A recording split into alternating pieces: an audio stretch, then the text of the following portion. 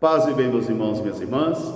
Estamos na segunda-feira da sexta semana do tempo comum.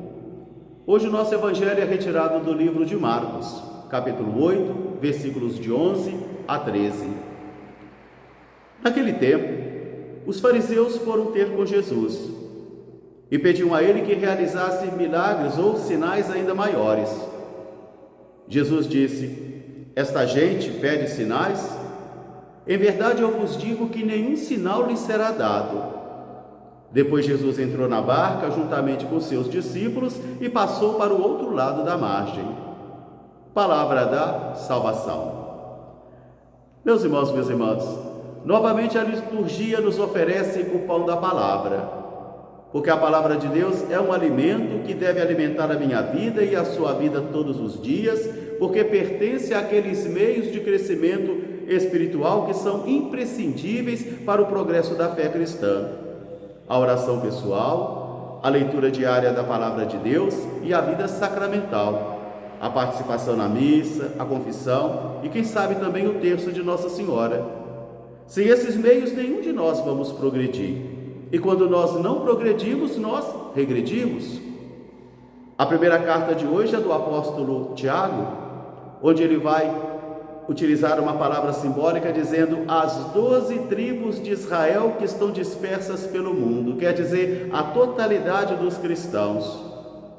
E ele vai recordar a mim e a você que muitas vezes nós passaremos também por grandes provas, por grandes dificuldades, grandes sofrimentos, para manter a nossa fidelidade ao Senhor.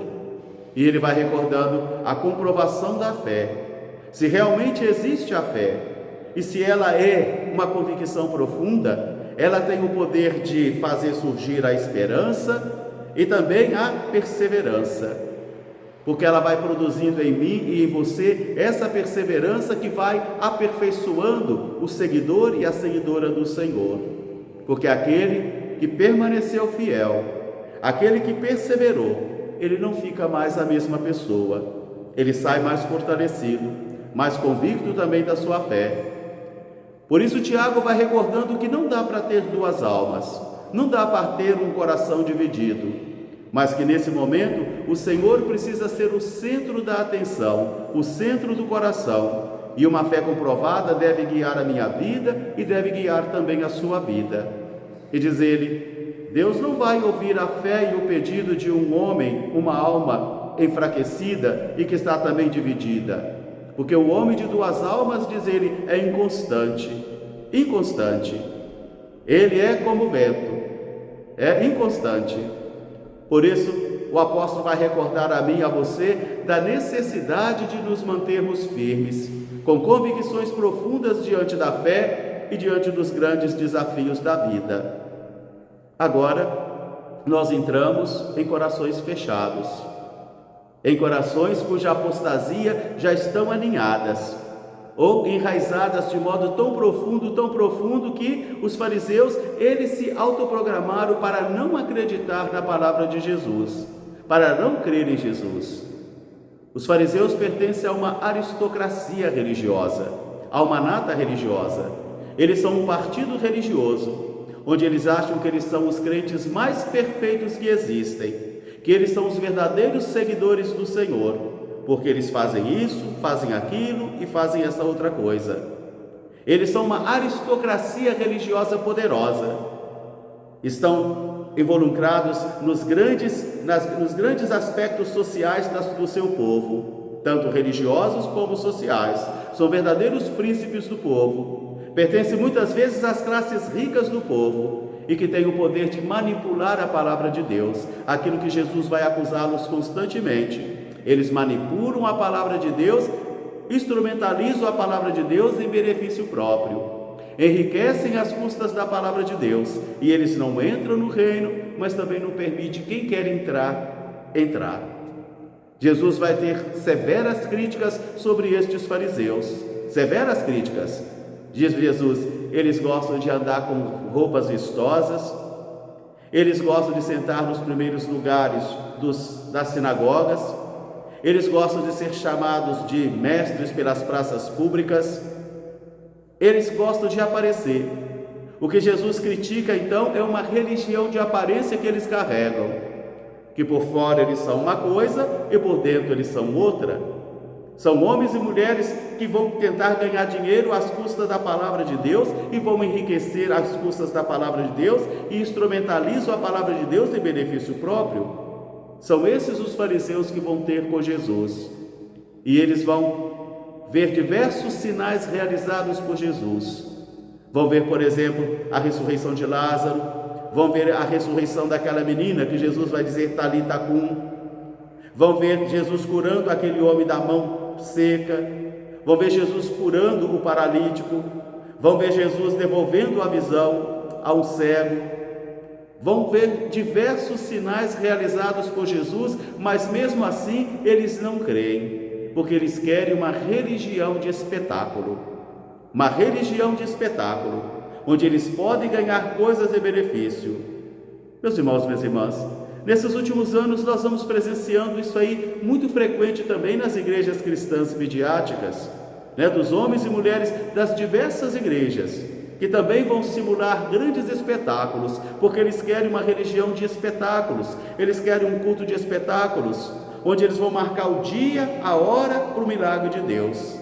E muitos deles vão dizer, eu ordeno, eu ordeno, eu ordeno. E assim, pequenas igrejas vão se convertendo em grandes negócios. E homens e mulheres vão enriquecendo às custas do Evangelho e já não conseguem mais trabalhar com a gratuidade do Evangelho, porque a religião vira um espetáculo. E quantos atores e atrizes são contratados para poder encenar verdadeiros espetáculos em nossos cultos, para render mais dinheiro, para render mais fama, para crescer a audiência mediática. E estes são os sinais que eles pedem Jesus. São estes sinais. Eles querem mais porque eles querem uma religião de espetáculo, onde a roupa conta, o corpo bonito conta, o sorriso com os dentes certinhos contam, os perfumes contam, a beleza dos cenários contam. Agora a alma, isso eles não estão preocupados. Como isso não? Eles estão diante de Jesus, na presença de Jesus, presenciaram diversos sinais realizados por Jesus, mas os seus corações estão fechados para crer. Eles não querem crer, eles não conseguem acreditar, porque acreditar em Jesus seria reverter toda a sua lógica, seria converter toda a sua vida, porque Jesus apresenta outros interesses, outras exigências, de uma vida mais humilde, de uma vida mais sóbria, e eles não estão preparados para isso. Por isso eles vão pedir a Jesus uma religião de espetáculo, uma religião de milagres, onde Jesus se converteria num showman para todos. Jesus não é vaidoso, Jesus não embarcou nessa história, Ele não quis isso para Ele. Por isso, Ele vai olhar também para aqueles fariseus que pedem sinais ainda maiores e vai dizer, esta gente pede sinal? Esta gente quer mais sinal? Em verdade eu digo a vocês que nenhum sinal será dado para eles, nenhum sinal. Em outro evangelho, Jesus vai dizer que o sinal será como o de Jonas. Aqui Jesus não fala nada, Jesus só fala nenhum sinal será dado a eles. Jesus não argumentou, Jesus não falou nada. Entrou na barca, juntamente com seus discípulos, e passou para outro lado da margem. Quer dizer, aquela margem tentadora de uma igreja de espetáculo, de uma igreja poderosa, de uns seguidores também vangloriosos. Jesus deixa esses aí, entra na barca e passa para outra margem. Às vezes, nós temos que lutar para passarmos para uma outra margem e vencermos essas tentações que Jesus também procurou vencer nesse primeiro momento. Um grande fraterno abraço para todos, paz e bem, até amanhã se Deus quiser. Seráfico Pai São Francisco, rogai por nós. E recordo que dia 21 e 22 nós vamos celebrar a 24ª jornada ou peregrinação de Frei Inocêncio de Cômezo aqui na cidade de Tambacuri, Minas Gerais. Um fraterno abraço para todos.